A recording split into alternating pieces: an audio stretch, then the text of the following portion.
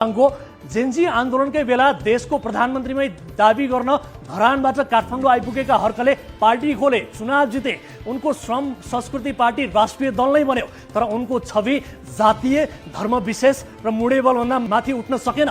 कप्तानगञ्ज घटनापछि देशमा धार्मिक तनाव बढिरहेका बेला स्थिति सामान्य बनाउन अर्कोको भूमिका देख्न पाइएन भन्ने चिन्ता गरेर हामीले अघिल्लो एपिसोडमा केही कुरा राखेका थियौँ।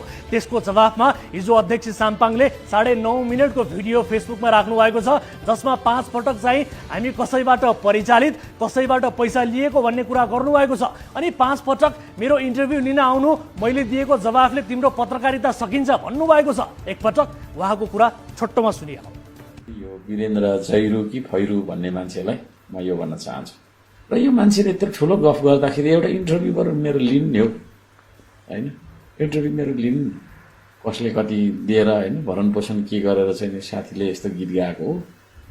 साथीलाई म भन्न चाहन्छु, एउटा इन्टरभ्यू मेरो लिनु, होइन? इन्टरभ्यू मेरो लिनु, त्यो इन्टरभ्यू लिएको भोलिपल्टदेखि पत्रकारिता छोड्ने बनाउन सक्छु। एकचोटि इन्टरभ्यू लिनु न, है? अफवाह नफैलाउनुहोस्। तपाईँलाई कति पैसा दियो, होइन, कसले दियो, त्यो भन्नु नि यहाँबाट।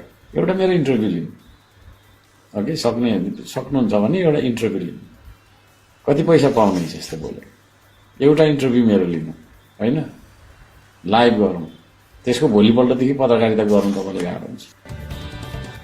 पहिलो कुरा त हामी कसैसँग पैसा लिएर कसैको विरोध वा समर्थन गर्दैनौँ। सिधा कुरा, जनतासँगले आर्थिक कारोबार गर्दैन, हाम्रो क्यूआर कोड पनि छैन। तपाईको विरोध गर्दा पैसा आउँछ भने हाम्रो विरोधमा तपाईका कार्यकर्ता पनि उत्रिएकै छन्। हाम्रो प्रश्न छ, हाम्रो विरोध गर्ने तपाईका समर्थकलाई चाहिँ तपाई कति पैसा बाँड्नुहुन्छ? इन्टरभ्यू लिन आउनु कि आउनु भनेर पनि उहाँले 5 पटक भन्नुभयो। सिधा कुरा जनतासँग भन्ने कार्यक्रमले खास अवस्था बाहेक सामान्यतया स्टुडियोमै बोलाएर कसैको पनि इन्टरभ्यू लिँदैन। न्युज 24 मा अन्तर्वार्ताकै कार्यक्रमहरू पनि छन्। टिमका साथीहरूले तपाईलाई फोन अवश्य गर्नुहोला।